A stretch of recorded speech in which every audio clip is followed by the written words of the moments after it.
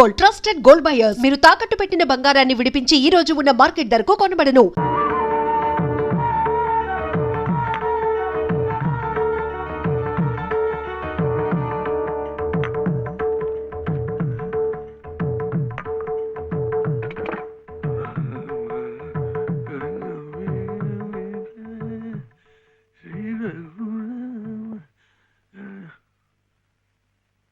అన్ని పేపర్లు తీసుకురమ్మంటే ఇంగ్లీష్ మాత్రం తెచ్చాడు.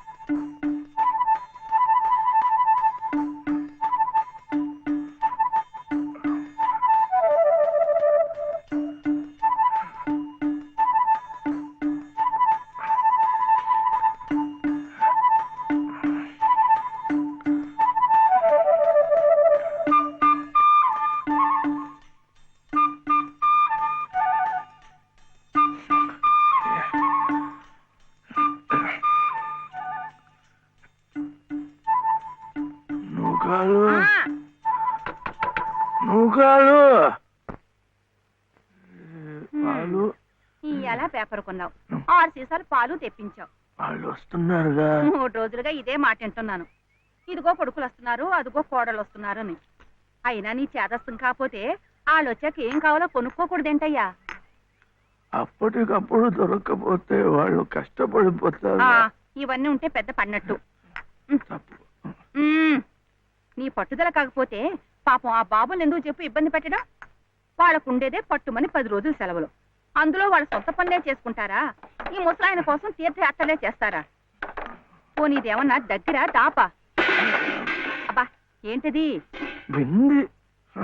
దారిలోనా పెట్టేది? ఆ పెద్ద అబ్బాయి ఏమో అక్కడెక్కడో జబ్బల పూజించి రావాలి. ఆ రెండో అబ్బాయి ఏమో అదే మహాత్మా గాంధీ. సరే సరే సరే, ఎంత పెద్ద ఆఫీసర్లు అయితే మాత్రం ఇంత దూరం రావాలంటే ఎంత ఖర్చు, ఎంత హైరానా. ఇదిగో అసలు నువ్వే ఎందుకు వాళ్ళతో కలిసి ఉండకూడదు అని. అందరికి ఎంత సుఖంగా ఉంటుందో చెప్పు. నేను వెళ్ళను. ఏ ఎందుకని? వెళ్ళను అంటే ఇదిగా నువ్వు కాలు ఇది వచ్చి పట్టుకో, లేకపోతే ఆ వాటిలో పడిపోతాను. ఇప్పుడెందుకు? గిన్నెలు ఏ తీసి చాలవా? అందులో చిల్లులు ఉంటే ఎందుకు అరుస్తా? పడితే నేనేగా.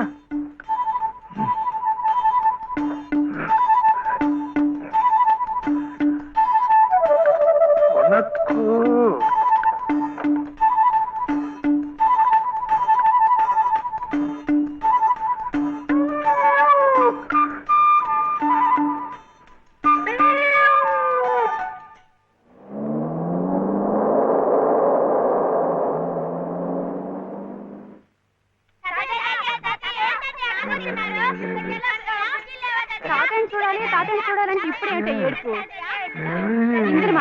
నమస్కారం మావయ్య, బాగున్నారా? ఊరుకమ్మా ఊరుకో, తాజాకి వస్తున్నానన్నా. బయటికి వెళ్ళి ఆడుకోండిరా. ఊరుకోనా? మొన్న రాలేదు. అది మన దీప్తి లేదు, దీప్తి కాలేజీ కథల పోటీల్లో దానికి ఫస్ట్ ప్రైజ్ వచ్చింది. దీప్తి ఆ ఫంక్షన్ పూర్తయ్యేసరికి కాస్త ఆలస్యమైంది, ట్రైన్ మిస్ అయిపోయింది. ఏం కథ రాశావు నువ్వు? ఏం లేదు తాతయ్య, డాడీ అలాగే చెప్తారు. చిన్న వయసులోనే కళ్ళజోళ్ళు. ఏవే నూకాలు, మావయ్య గారు ఆరోగ్యంగా ఉంటున్నారటే? ఏం ఆరోగ్యం అమ్మా, మిగిలిన రోజులు ఎలా ఉన్నా మీరు వచ్చిన 10 రోజులు మాత్రం పసిపిల్లలా సంబరంగా ఉంటారు. తాతయ్య దగ్గరికి వెళ్ళి పోనీ మాతో పాటే తీసుకెళదాము అంటే ఆయన ఇల్లు వదిలిపెట్టి రానంటారు. నేను చెప్పి చూశాను. అబ్బే మొండిగటం.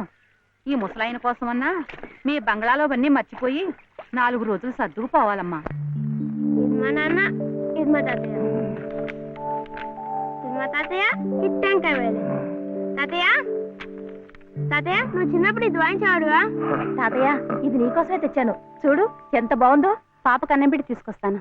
రామ్మా. తాతయ్య ఒకసారి వాయించువా? వాయించు తాతయ్య. ప్లీజ్ తాతయ్య. ఏం తాతయ్య?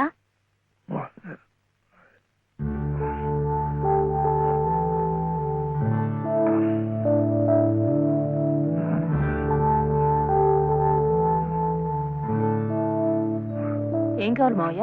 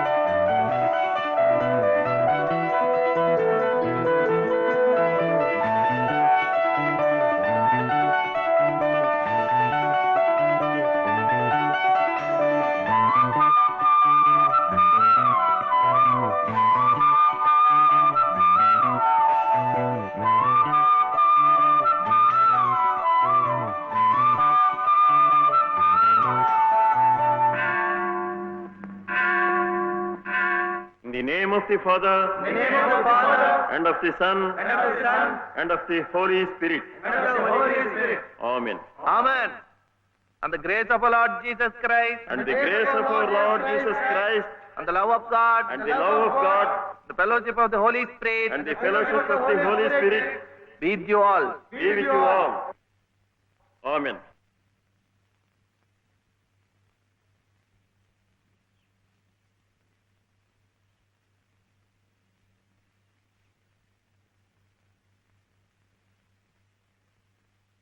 ఏమిటి మళ్ళీ కథ? అవును డాడీ, స్వాతి ముత్యం టైటిల్ బాగుంది కదా? బాగుంది, చాలా బాగుంది. అయినా ఇక్కడికి వచ్చిన తర్వాత కూడా కథలపిచ్చానా? కాసేపు హాయిగా తాతయ్యతో గడపక. తాతయ్యని మనసులో పెట్టుకుని కథ మొదలు పెట్టాను చూడు. బాగానే మొదలెట్టావు. ఆ తర్వాత? ఆ తర్వాతే రాయటానికి నీ కల్పన అక్కర్లేదే. తాతయ్య జీవిత కథే నీ టైటిల్కి సరిగ్గా సరిపోతుంది. సత్యం తాతయ్య నాకు పాపకు నీళ్ళు పోసి తీసుకొస్తాను మావయ్య. తాతయ్య, తాతయ్య ఈసారి కథల పోటీల్లో నాకింకా మంచి పేరు వస్తే నీకింకా ఇష్టమేగా? మళ్ళీ ఫస్ట్ ప్రైజ్ వస్తే నీకు ఇంకా ఇంకా సంతోషమేగా. సంతోషమే. అయితే నీ కథ చెప్పవా, నేను రాసుకుంటాను. నాకు అంటూ వేరేగా కథేం లేదు. మీ నానమ్మ కథే నా కథ. పోనీ అదే చెప్పు తాతయ్య, నేను రాసుకుంటాను. అది 60-70 ఏళ్ల కథ. తాతయ్య నాకు 100 ఏళ్ల కథ కావాలి, చెప్పు తాతయ్య.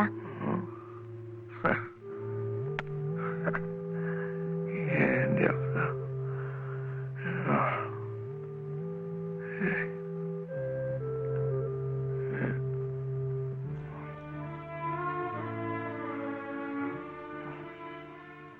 మీ నానమ్మ చాలా కష్టపడింది.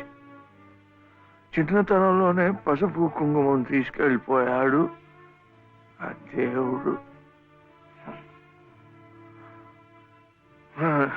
మీ నాన్న ఒరే బాలు ఇక్కడ వీడు ఏంట్రా ఇది? వెళ్ళు.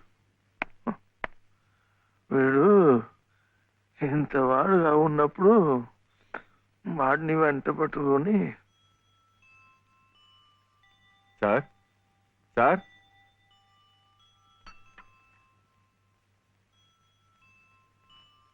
నమస్కారం బాబు. నమస్కారం అమ్మా. రండి బాబు, రండి అమ్మా. మావయ్య ఇదేనా మా తాతయ్య గారి ఇల్లు? అమ్మా, కోళ్ళ గారు వచ్చారమ్మా.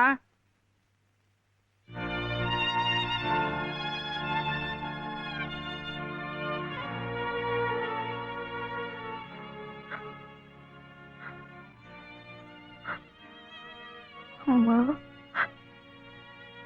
లలిత, లలిత,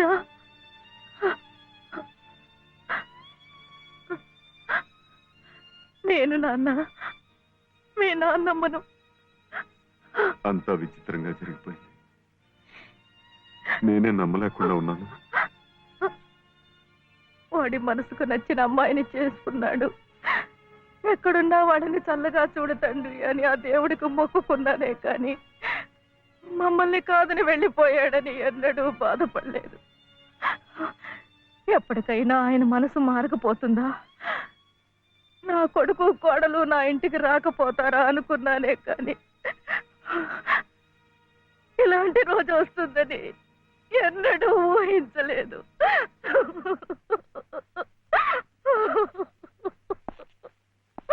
ఎక్కడికి, ఎవరికి? కోడలు గారు బాబు వాళ్ళు వచ్చారు. ఎవరి కోడలు?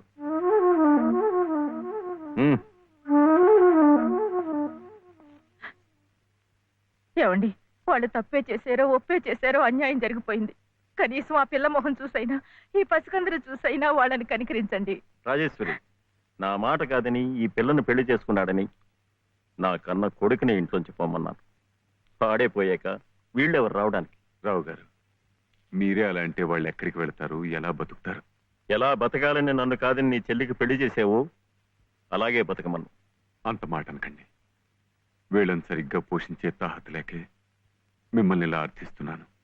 మీరే కాదంటే ధర్మసత్రాలున్నాయి, అనాథాశ్రమాలున్నాయి. వద్దండి, ఇలా పంతాలకు పోయే ఉన్న ఒక బిడ్డను పోగొట్టుకున్నాం. ఇప్పుడు మిగిలిన ఈ రక్త సంబంధాన్ని కూడా. రాజేశ్వరి, నాతో వాదులాడి మన సంబంధం కూడా తెగతింపులు చేసుకోకు. రావు గారు, మీరొక్కసారి పెద్ద మనసుతో ఈ పసివాడి పరిస్థితి ఆలోచించండి. అన్నయ్య, బాబు,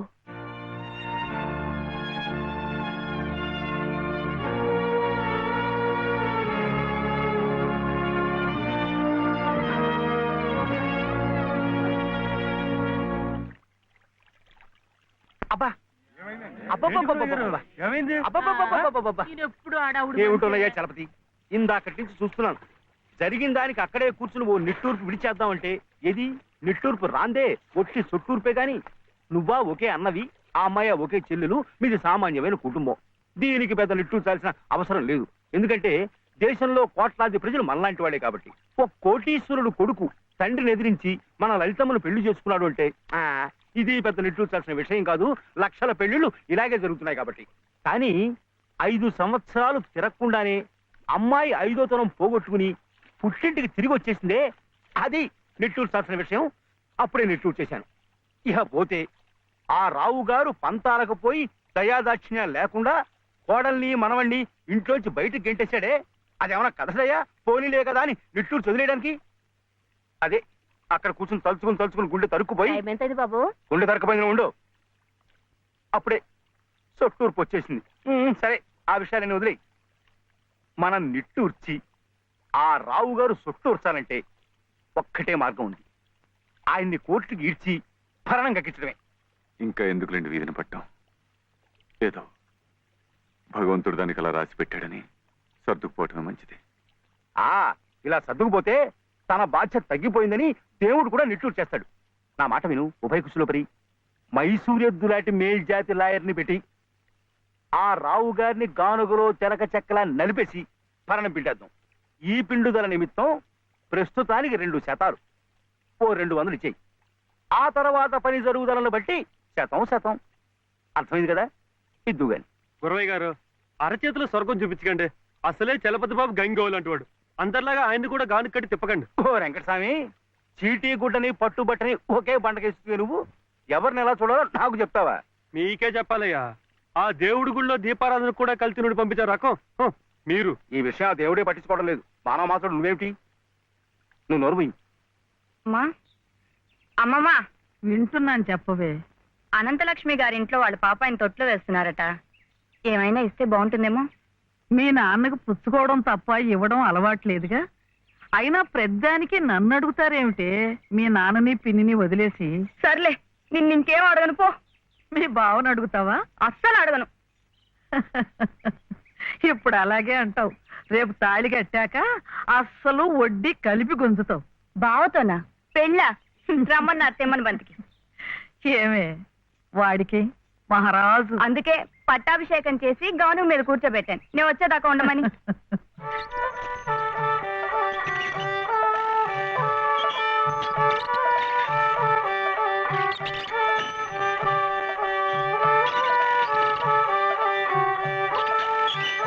నా దగ్గర మాత్రం వ్యర్థ పెట్టలేకు చెప్పండి. డబ్బు పంపిస్తేనే డబ్బా పంపించేది.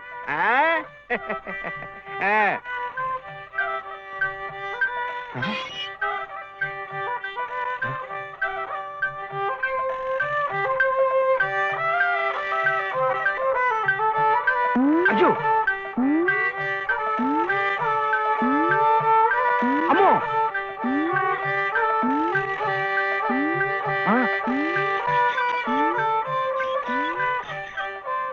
ఎరా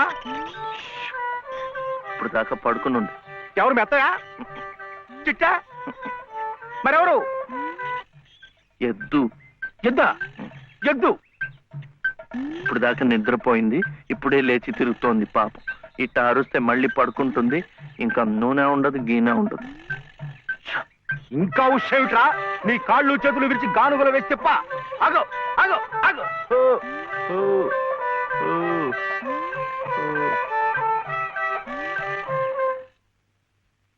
చెప్పానుగా పడుకుంటుందని. ఇప్పుడు కాడి మెడ మీద వేసుకుని నువ్వే తిరుగు. తిరుగుతాను. లే రే, ఆ నూనెంతా డబ్బాలో కలిస్తావు. ఎంత నూనె తగలడిపోయిందో. ఏమిట్రా? ఇది అమ్మకూడదు, మట్టిలో కలిసిపోయింది. ఒంటికి రాసుకుని తలంటుకో. అంటుకుంటా. కాంతం కాంతం, నువ్వు వెళ్ళి పత్రం పట్టరా. రౌతు కొద్ది గుర్రమని ఊరికే అన్నారటోయ్. బుర్రలేని వెధవ కూర్చున్నాడని తెలిసి అది వెనక్కి తిరిగి తెచ్చింది. ఇది అలవాటై రేపు నేను కూర్చున్నా వెనక్కి తిరిగి తెచ్చి నన్ను వెధవం చేస్తుంది. ఏమిటది? నేను తెమ్మన్నానా? నా నెత్తిరేసి కొట్టు. పత్రం కాదు, పత్రం, స్టాంప్ పేపరు పట్ట. మళ్ళీ సంతకం పెట్టాలా మావయ్య? అవును. నేను పెట్టను. ఎందుకని? నాయనమ్మ పెట్టద్దంది. పెట్టకపోతే ఈ నష్టం ఎవరు భరిస్తారు? డబ్బా నూనె ఖరీదని తెలుసా? 200. నీ బొంద. ఇది మీ నాన్న మీద జిడ్డావదం కాదు, ప్రశస్తమైన నువ్వుల నూనె. డబ్బా నూనె ఖరీదు 1000. 1000 రూపాయలు. 3 డబ్బాలకి 3000. ఇవో తీసుకో, పెట్టు.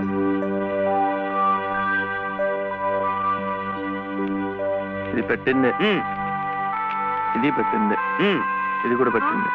ఇది పెట్టు. ఏమిటా అది? మళ్ళీ సంతకం పెడుతున్నావా? మావయ్యకు చాలా నష్టం వచ్చిందట 3 సహస్రాలు. ఎవరు చెప్పారు? ఏమయ్యా రే లే, మళ్ళీ ఇలాంటి సంతకాలు పెట్టావంటే ఒళ్ళంతా బాధలు పెడతా, జాగ్రత్త. నష్టం వచ్చిందట, నష్టం. ఇంతవరకు ఆయన గారు పెట్టించుకున్న సంతకాలు చాలు. నువ్వు జన్మంతా తప్పులు చేసినా ఆయనకేం నష్టం రాదు. వెళ్ళి స్నానం చేసినప్పుడు. ఏమిటండి మీరు కూడాను? ఎంత నష్టాన్ని భరించమంటారు? నిండా ముంచేస్తుంటాను. నిక్షేపం లాంటి నువ్వులోనే పిల్ల కాలంలో ఎలా ప్రవేశిస్తుంది చూడండి. పద్దు రాయద్దు. పద్దు నువ్వు కాదయ్యా రాయాల్సింది, నీ పాపాల పద్దు నేను రాయాలి. నా ఇల్లంతా హక్కు భక్తం చేసుకున్నందుకు రాయాలి. వాడి పొలం చేస్తున్నానన్న పేరుతో ఎక్కడికక్కడ పందికొక్కులా మెక్కుతున్నందుకు రాయాలి. నా బిడ్డ పోయిన 3 నెలలకే మళ్ళీ పెళ్లి చేసుకుని మమ్మల్ని ఎలా హింస పెడుతున్నావని రాయాలి. అనంత గారు అనండి. ఇంతకాలం మీ ఇంటి కుక్క కాపలా కాస్తున్నందుకు మీరు అనాల్సిందే, నేర్పడాల్సిందే. ఊరికి నేను ఎందుకంటారయ్యా? పాపాలు చేస్తుంటే అంటారు. మనిషికి ఒక మాట. గొడ్డుకో దెబ్బని నన్ను గొడ్డంటావా? శివశివ, సతీ తులసి లాంటి దాన్ని నా నోటితో ఆ మాట అనగలనా? పిన్ని గారు సామెత మర్చిపోయారేమో అని. నువ్వు సత్తి తెలుసు సరే. ఏమిటా శబ్దాలు? ఇంట్లో ఎవరున్నారు? సతీ సావిత్రి లాంటి దాన్ని నన్ను అనుమానిస్తున్నారా? లోపల శబ్దాలు అవుతుంటే సత్యవంతుడికైనా సరే అనుమానం.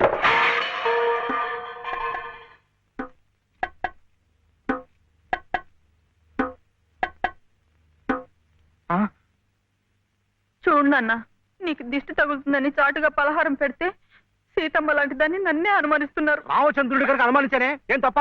నువ్వు రామచంద్రుడు కాదయ్యా, రావణాచంద్రుడు. ఆ విషయం తెలియకే బంగారం లాంటి నా కూతురు గొంతు కోసేసినాను. అవకాశం దొరికింది కదా అని నా ఇంట్లో తిష్ట వేసి మేసేస్తూ మీరే నా గొంతు కోశారు. సిగ్గు లేకపోతే సరి. సిక్కు లేదని అమ్మ అన్నాడు. అవునన్నా, నేను ఇప్పుడే గోదాట్లో దూకుసేస్తా. నీతో పాటే నేను చచ్చిపోతానన్నా. రా తల్లి. అగో, ఇదే ఈతల పోటీలు అనుకున్నారంటే ఒకళ్ళ వెనకాల ఒకళ్ళు దూకడానికి చావడానికి మీరెవరూ చావక్కర్లేదు. మీరు ఇక్కడే బతికి చావండి, నన్ను చంపండి.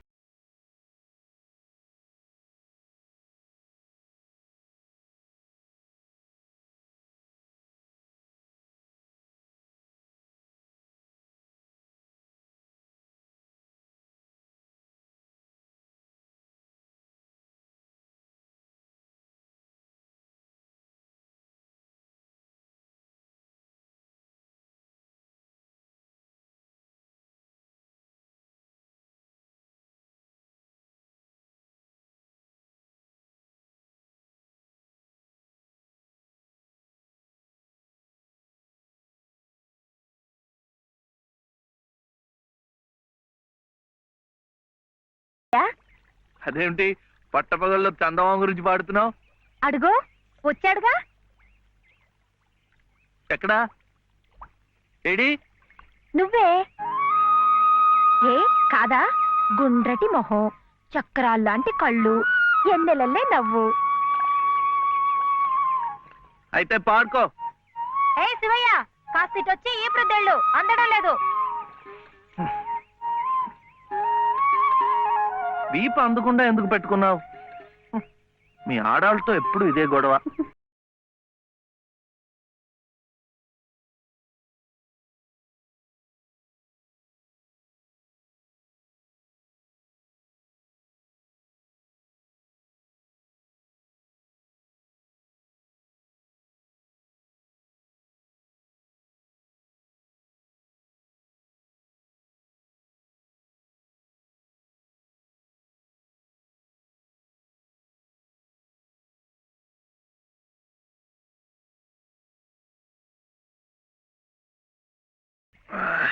అవును, వెంకటస్వామి తాళ్ళిబొట్టు తీసుకురాగానే నీకు పెళ్లి అయిపోతుంది అన్నమాట. ఎట్టా అవుద్దయ్యా, నాకంటే పెద్దాడివి, నీకే కాంది. నన్ను చేసుకోనందిగా, ఇంకెట్ట అవుతుంది? ఎవరంది? మా మావయ్య కూతురు చిట్టి. బంగారు కొండవి, నిన్న అంది. ఎందుకంది? మా నాయనమేమో శివయ్యని నీ మొగుడు చిట్టి అంది. చిట్టేమో నేను నీ పెళ్ళానా బావా అని నన్ను అడిగింది. నాకేం తెలుసు, నానమ్మ అడుగు అన్నాను. అన్నిటికీ నానమ్మ అనేవాడికి పెళ్ళందుకు అని చెప్పి నా తల మీద మొట్టకాయ వేసి వెళ్ళి పోసి పిచ్చి మొద్దా, మంచి పని చేసిందిలే. ఇదిగో ఓ మంచి లగ్గం చూసాయి, మన ఇద్దరం మరవాడేద్దాం. ఏంటి శివయ్య, వింటున్నావా? లేదు, బొందు కంటుకుంటున్నావు.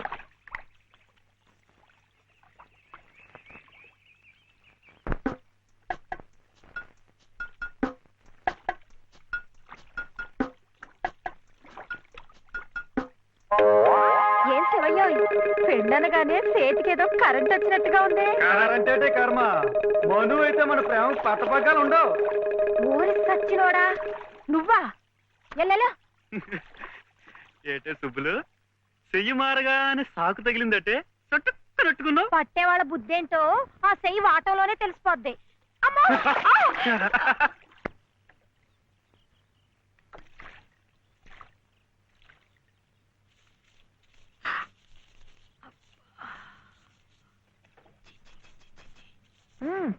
పొద్దునే ఏ మొహం పడితే ఆ మొహం చూడకు. అత్తయ్య ఏదో ఉండనా లోపలికి వెళ్ళు.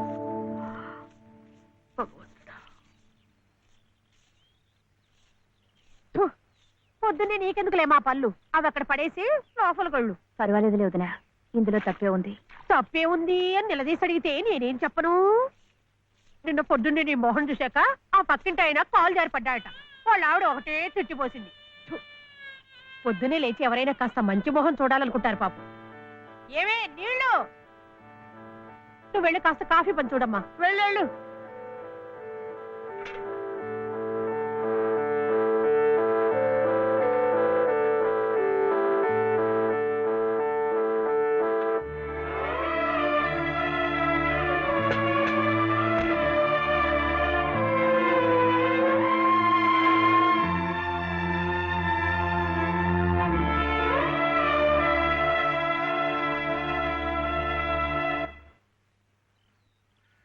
లలితం గారు, లలితం గారు, లలితం గారు.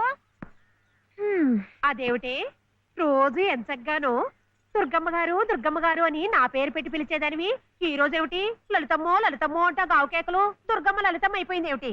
అదెట్టా అవుతుందమ్మా, దుర్గమ్మ దుర్గమ్మే, లలితమ్మ లలితమ్మే. నా జాకెట్, నా లాగు, నా చొక్కా ఎక్కడా? ఇదిగో బాబు, తమ చీరలు 2 రాసుకోండి. ఒరే చెంప అక్కడ పెట్టరా.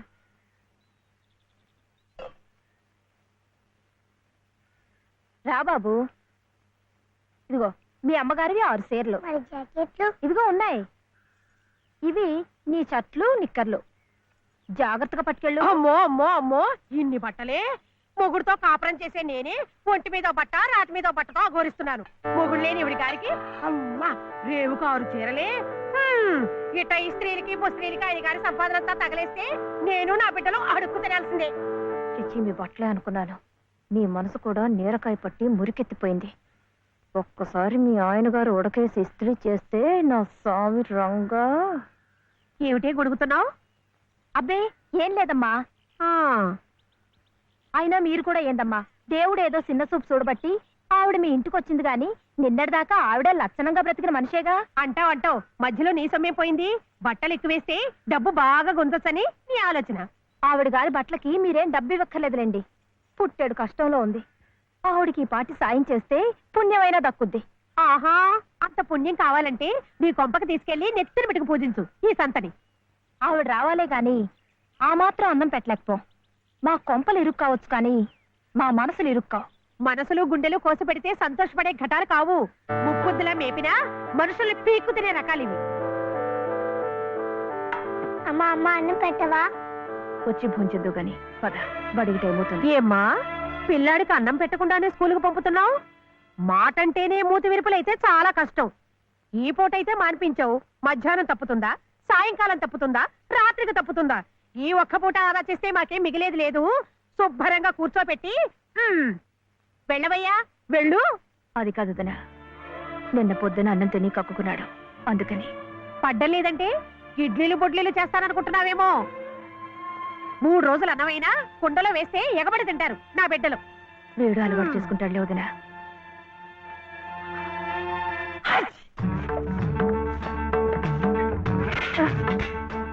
ఇక్కడ గొడిగే.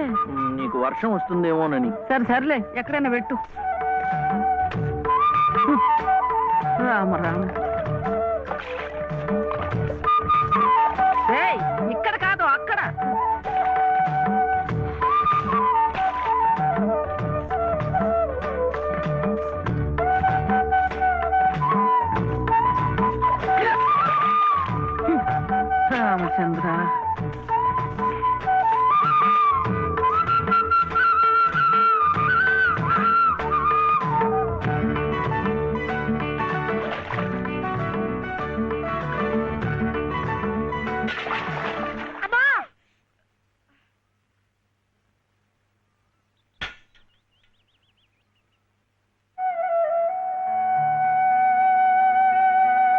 అయ్యయ్యో ఏమిట్రా ఈ తలతిక్క పనులు?